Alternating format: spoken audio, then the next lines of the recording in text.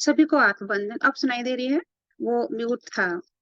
ये जो हम बुक रीडिंग स्टार्ट कर रहे थे, इसका एक अध्याय हुआ था। आज है भाग ये, परमात्म प्राप्ति की उपाय।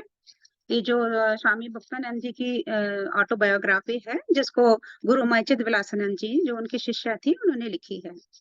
तो आज का है टॉपिक है परमात्म प्राप्ति का उपाय। परमेश्वर सर्वव्यापक, पूर्ण और नित्य है। सबके अंदर बाहर व्याप्त होते हुए भी सबके अंतर्यामी अंतरात्म रूप में हृदय मंदिर में निवास करने पर भी उसमें कुछ व्यक्तियों का ही परिचय है।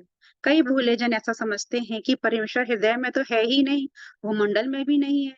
परमेश्वरवाद मिथ्या है, ऐसा आजकल समझा जाता है। कुछ निसर्गवादी हैं, वे मानते हैं कि सृष्टि का अधिकरण प्रकृति या स्वभाव है। अणु परमाणुओं के संयोग से सृष्टि बनी है, उसका कोई रचयिता ही नहीं है।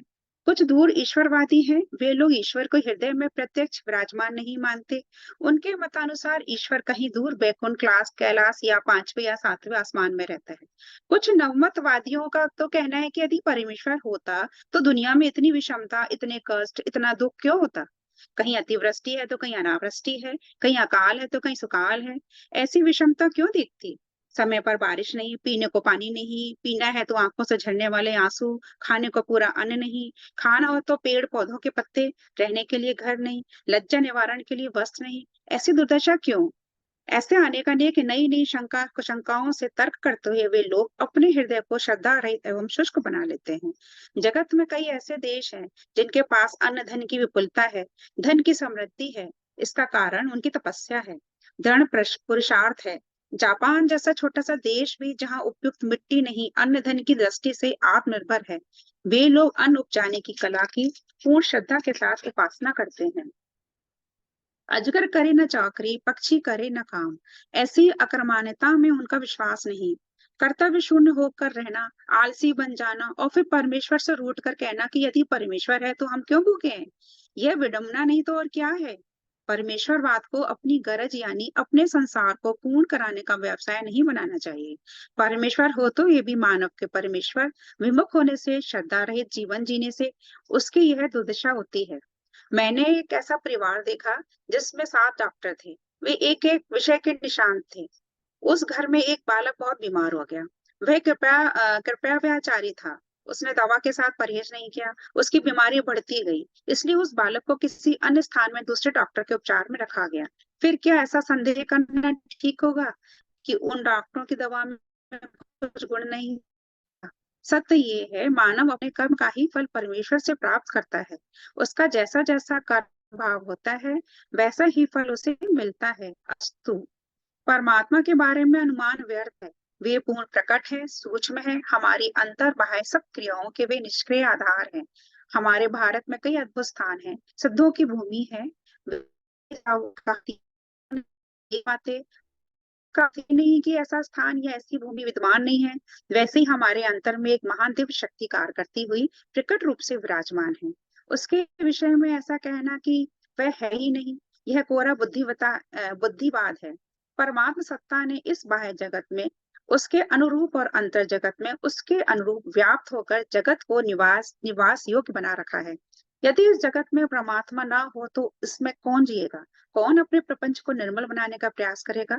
जगत यदि रुचिकर है, सुखमय है, तो वह परमात्मा के कारण। भगवान की महिमा अनंत है। उस अनंत के होने से ही हम उस सभी उनकी रुचि की, उनकी ही मधुरमा की अनुभूति करते हैं। परमात्मा ही परमेश्वर का ही आनंद जगत में प्रतिबिंबित होने के कारण हम संसार के सारे भोगों में, सारी क्रियाओं में अपनी आत्म तृप्ति का आनंद उठा लेते हैं।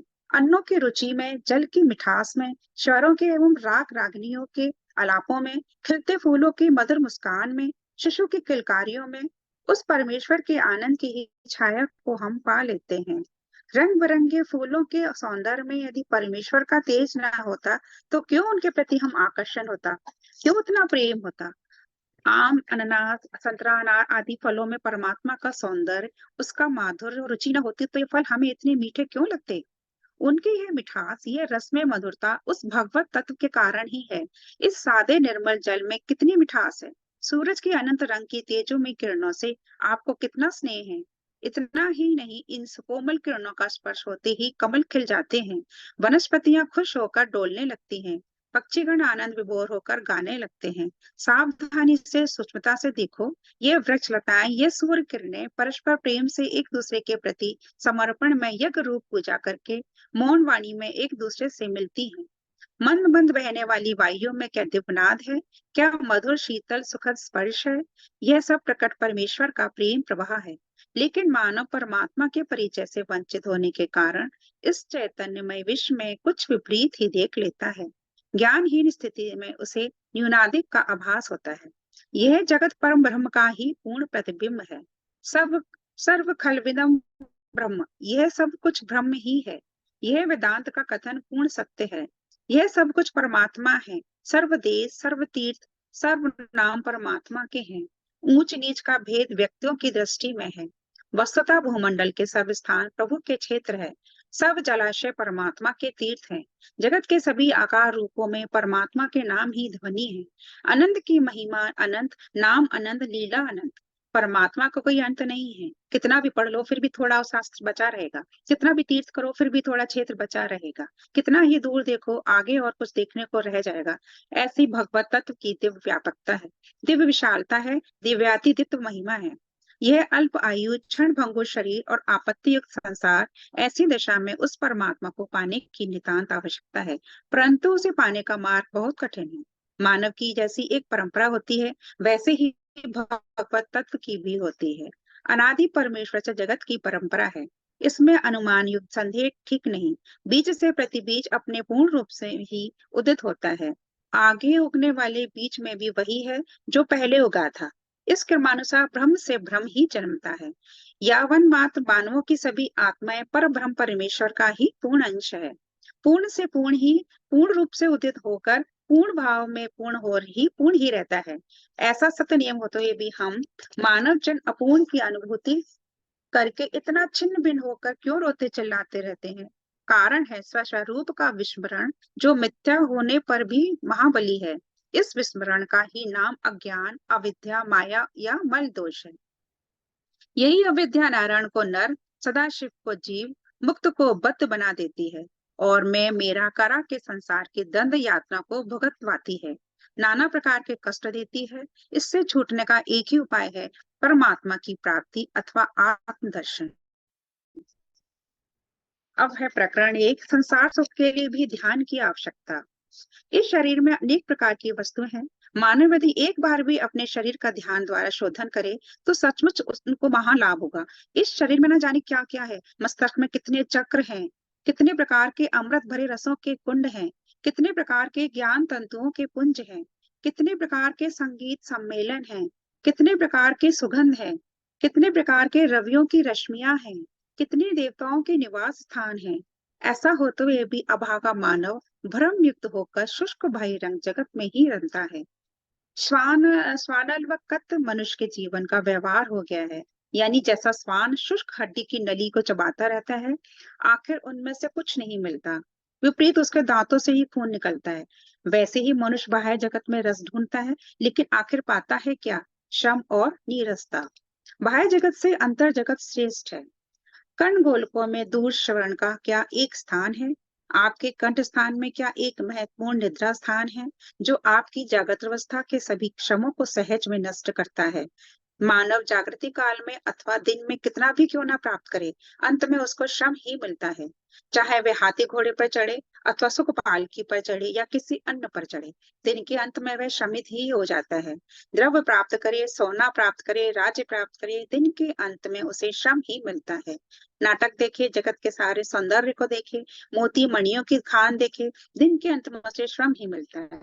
सब उपाधियों अथवा पद्म विभूषण आदि पदाति पदवियां प्राप्त करे, पर जागृति के अंत में श्रम राज द्वारा ही उसका स्वागत होता है।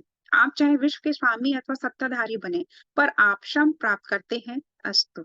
श्रम निवृत्ति के लिए जब आप रात को या दिन में सोते हैं, तब आपके कंठ स्थान में ही श्रम का निराकरण होता है। आपको वहीं पर निद्रा लगती है। मेरे आत्मियों, आप जब सोते हैं तब अलंकार की ही अपनी सभी वस्तुओं को अलग रख देते हैं, क्योंकि सोते समय कमाई हुई संपत्ति की कोई भी वस्तु आपके काम नहीं आती। निद्रा काल में आपकी बहुमूल्य वस्तु या संपत्ति का आपको केवल स्मरण भी हो जाए तो निद्रा भंग हो जाती है। संपत्ति को भूलने से ही निद्रा आ जाती है। वरना निद्रा आने के लिए गोली की शरण लेनी पड़ती है। जब आप निद्रा से उठते हैं तब सुख और स्फूर्ति का अनुभव करते हैं। जब आप निद्रा नहीं आती तो आपको बेचैनी होती है, पागलपन सा हो जाता है और अत्यंत पीड़ा होती है। इससे सिद्ध है कि निद्रा एक संपत्ति है जो कंठ स्थान में रहती है और जिसे मैं श्वेतेश्वरी कहता हूँ। यह विशुद्ध चक्र है, उसका एक देवता है जो आप जैसे कंठ स्थान को, जहाँ परम सुखमयी निद्रा प्राप्त होती है, नहीं देखते। तो आप अपने शरीर को क्या समझते हैं? हमारे शरीर में ही कंठ स्थान है जहाँ निद्रा देवी का स्थान है। आपके हृदय स्थान में हृदय कमल है जिसके प्रत्येक दल के पृथक पृथक गुण हैं। हर एक दल क्रमशः काम, क्रोध, मोह, लोभ, प्रेम, लज्जा, ज्ञान, वैराग्य, आनंद, सर्वज्ञता आदि कलाओं से युक्त है। हृदय के अंतर्गत अंगुष्ठ मात्र आकाश है। यहाँ एक दिव्य ज्योति जगमगाती है। इस ज्योति को देखने में ही मुनियों ने अपने जीवन पूर्ण कर दिए। क्या महान स्थान है!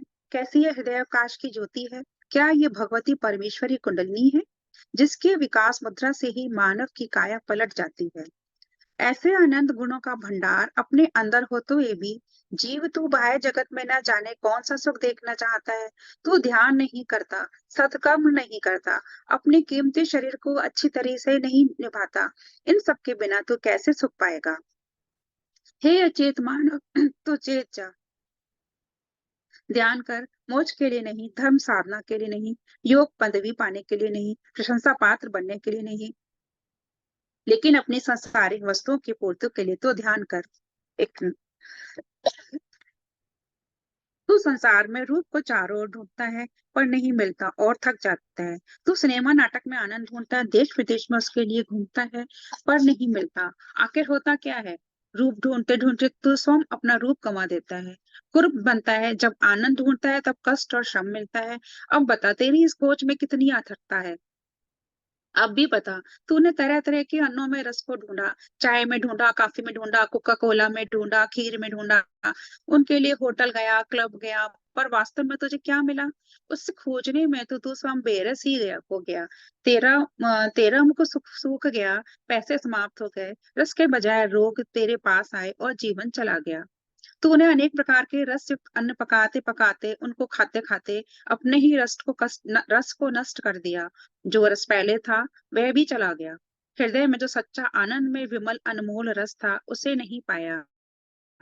गंध की खोज भी तेरी ऐसी ही निकली। नए नए इत्रों में, सुगंधित पुष्पों में और पेरिस के पात्रा सेंट में भी तूने रमन के लिए गंध ढूंढी और लगाई। सुगंध ढूंढते ढूंढते बुढ़ापा आ गया, अंत में दुर्गंध ही प्राप्त हुई। अरे जीवात्मा, जरा ध्यान करके देख, भ्रुकुटी और नाक के संगम स्थान पर अनुपम सुगंध है। भाई, वही दुर्गंध भी सुगंध बन जाती है, वही जीवात्मा परमाणुमय बन जाता है। फिर शब्द की खातिर भी तूने बहुत किया। सभी मुझे अच्छे शब्दों में पुकारे ऐसी आशा रखी।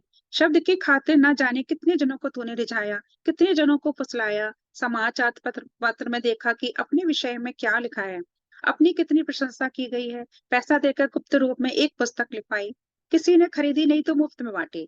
प्रशंसा के शब्द सुनते ही कितना पागल बना। पति ने क्या कहा, पत्नी ने क्या कहती, बाबा किसी और ने क्या कहा, सभा में अपने विषय में क्या कहा। अच्छे शब्द सुनकर तू खुश तो हुआ पर असली आनंद नहीं मिला और ना ही तन में मस्ती आई। मुख पर तेज की किरण भी नहीं चमकी। शब्द की खातिर तूने अच्छा संगीत सुना, राग रागनियां सीखी, फिर भी अंतर की प्रेम कला नहीं सीखी। किच जिस शब्द को सुनकर सज्जनन कहते हैं, सोम शब्दाची ठाई पनुडत झालो। सोम शब्द में मैंने विश्रांति पाई। वह शब्द नहीं सुना, आखिर वह शब्द खोआ। अरे जीवात्मा, तू कहाँ जा रहा है? सब सुना लेकिन गुरुमुखी ऐसा एक शब्द नहीं सुना। जिस शब्द से असर रस का पीना होता है, जिस जिस शब्द से सारे संसार में नए चैतन्य की चमक चमकने लगती है। अब स्पर्श सुख को देख, उसके लिए तू पूर्ण पागल बना। गद्दी में देखा नहीं मिला, कपड़े में देखा नहीं पाया, फूलों की सैया में देखा, उसमें भी नहीं मिला। मखमल के वस्त्रों में खोजा पर नहीं मिला। जहाँ स्पर्श ही नहीं वहां भी ढूंढा। स्पर्श को ढूंढते ढूंढते तेरे जैसी ही एक मानव आकृति को पाकर उसमें स्पर्श सुख खोजा, लेकिन वहां भी नहीं मिला। उसका स्पर्श भी सुखद नहीं हुआ। स्पर्श सुख को प्राप्त करने के लिए अनेक प्रयत्न करते करते तेरी स्पर्शेंद्रिय जड़ हो गई। लगभग पूरी आयु उसी में लग गई, लेकिन कुछ नहीं मिला। हे कर्महीन, यदि तेरी अंतर शक्ति जाग जाती तो परमानंदमयी पराशक्ति तेरे सर्वांग में क्रिया रूप से व्याप्त हो जाती। अरे, तो स्वयं ही स्पर्श का सुखद समुद्र बन जाता। मुक्तानंद जी कहते हैं, अरे जनो, तुम इंद्रियों के जिन प्रिय विषयों को संसार में ढूंढते हो, उसके लिए ध्यान करो, वे सब तुम्हारे अंदर हैं, तुम्हें मिल जाएंगे। तुम्हारा संसार पूरा रसमय बन जाएगा, तुम्हारा जीना स्वर्गमय हो जाएगा। परमेश्वर के अनुग्रह द्वारा अंतर शक्ति जग जाने पर तुम्हारा ध्यान होने लगेगा। अपनी शक्ति पर प्रेम रखो, अपने आत्म भाव का आदर करो, अपने अंदर ध्यान करो। अंदर की जिस शक्ति के बल पर तुम कहलाते हो, उसका ध्यान करो। उस शक्ति का ध्यान करो जिसके कारण तुम पति पत्नी रूप में एक दूसरे से प्रेम करके आत्मसमर्पण करते हो। तुम दोनों में, तुम्हारे ही रूप में, वह परमेश्वरी अनुग्रह का शक्ति रहती है। मुक्तानंद जी की आराध्य परमेश्वरी शक्ति भी वही है। तुम किसी भी पंथ के क्यों ना हो, आत्म ध्यान करने की किसी भी पंथ में मनाही नहीं है। अतः ध्यान करो। हे नर नारी, तुम किसी जाति के क्यों ना हो, अपने अंदर की पराशक्ति का ध्यान करो। किसी देश के क्यों ना हो, अपनी आप शक्ति का ध्यान करो। अरे भोली जनता, तुम किसी भी पार्टी के क्यों ना हो, तुम्हारा अपना ध्यान साधन पार्टी में व्यक्त नहीं होगा। अपने अंतरंग ध्यान में पंथ, पार्टी, देश, धर्म, डिग्री, नेता, सभापद, स्वामी पद या महंत पद की कोई बाधा मत मानो। ध्यान करो। यदि तुम मंडलेश्वर भी हो तो भी ध्यान करो। अपने पद को ध्यान में बाधा मत समझो। जिस पद से ध्यान में बाधा आती है, वह अल्प पद का क्या प्रयोजन। बालक हो या बालिका, नर हो नारी, ब्रह्मचारी हो या गृहस्थ, वानप्रस्थी हो या सन्यासी, ध्यान करो। अपने को खोजो, वह मिल जाएगा। घर में रहते हो तो घर में, वन में रहते हो तो वन में, शहर में रहते हो तो शहर में, गांव में रहते हो तो गांव में, अथवा जहां कहीं भी हो रहते हो, वहीं आत्मा का ध्यान करो।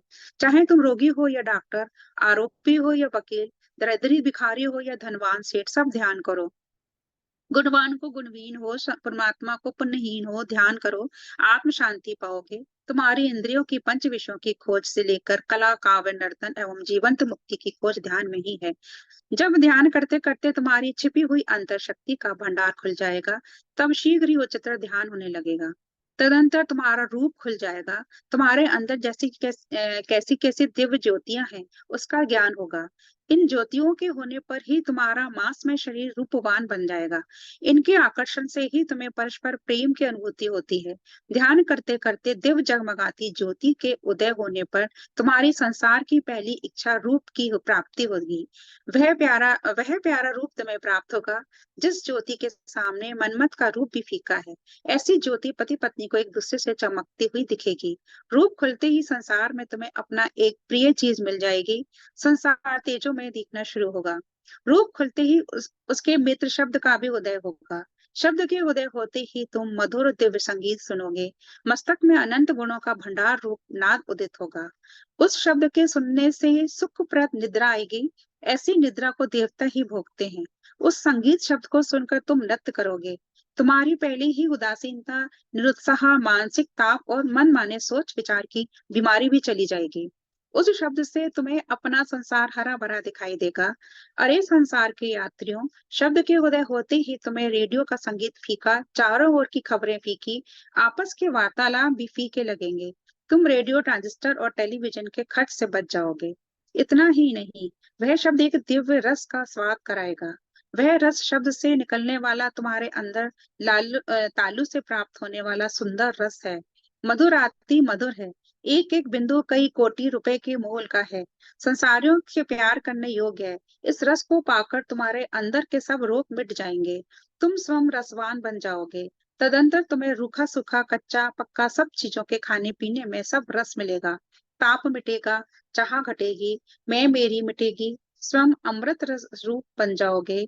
तदंतर पति पत्नी में, बाल बच्चों में तुमको प्रेम रस प्राप्त होगा। रसो वे सहा रसम हो न वार्य लक्ष्मा नंदी भवती। रस पाते ही, रसमय होते ही तुम्हें अपने में आनंद की अनुभूति होगी। वह देव रस, वही प्रेम रस, वही योग रस, वही संसार में तुम्हारी खोज का रस है। उस रस के बिना तुम्हारा जीवन नीरस है, शुष्क है, भूमा मात्र है। अरे जो संसार अभी रसहीन है, वह रसमय होगा और उसके साथ तुम्हारा अपना संसार सुखमय बनेगा। अरे भाइयों, वहां गंध भी है। जहाँ रूप रस शब्द ये तीन है, वही उसका चौथा भाई गंध है। मनुष्य के अंदर जो सुगंध गंध है, उसके प्रकट होते ही सारा सुगंधित होगा। सारे घर में वह गंध फैल जाएगी।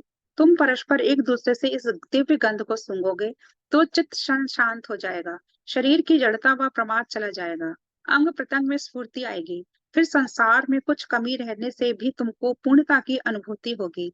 तुमको स्वजनों, बाल बच्चों, गुरुजनों के प्रति दिव्य प्रेम स्फुरित होगा। उस समय तुम ऐसा गीत गाओगे कि संसार में ही प्रेम भरी पूर्ण समता है। हे मनुष्य, तुम्हारी पांचवी खोज स्पर्श की है। तुम उसकी खातिर बहुत तपे। तुमने स्पर्श में सुख, शांति और आनंद को चाहा। श्रृंगार की हुई पत्नी में तुमने उसे खोजा, लेकिन वहां केवल तप्त गर्मी ही मिली। तुम पत्नी को स्पर्श करते हो पूर्ण आनंद के लिए, परंतु पाते हो पूर्ण क्षोभ। तुम्हें कभी आनंद नहीं मिला। परंतु जब मनुष्य की अंतर शक्ति खुलती है, तब महाशक्ति कुंडलिनी का प्रेम प्रवाह सर्व अंगों में और 72,000 नाड़ियों में व्याप्त हो जाता है। वह रस के कण कण में अपनी मस्ती को फैला देता है, जिससे रोम रोम में आनंद का अनुभव होने लगता है। तब मनुष्य की स्पर्श की इच्छा पूर्ण होती है। इस तरह तुम्हारा संसार भी पूर्ण रस में, आनंद में, प्रेम में बनेगा। तदंतर आंख का नया हुआ तेज वापस आएगा। सूखा हुआ मुख प्रेम से चिकना बनेगा। होठ लाल हो जाएंगे। मुख खिल उठेगा। तब पूर्ण स्पर्श को पाकर तुम सर्वत्र सुखानुभूति करोगे। फिर पति को पत्नी देव, पत्नी को पति देव ऐसा हो जाएगा। तुम्हारा बेटा देव, बेटी देव, सास देव, ससुर देव और अड़ोस पड़ोस भी देव बन जाएंगे। घर मंदिर बनेगा। फिर केवल मंदिर में ही देव नहीं रहेगा, तुम स्वयं देवता हो जाओगे। तब तुम सुंदर रूप देखोगे, रस का स्वाद लोगे, गंध सूंघोगे, शब्द सुनोगे, स्पर्श का सुख पाओगे। इस प्रकार तुम्हारा संसार कितना अच्छा हो जाएगा। तदंत तुम गीत गाओगे। अवघाची संसार सुखाचा करीन, आनंदे भरीन तिन्ही लोक। यानी हम सब संसार को पूर्ण सुखमय बना देंगे। तीनों लोग आनंद ही आनंद से भरे हैं, ये अनुभूति कराएंगे।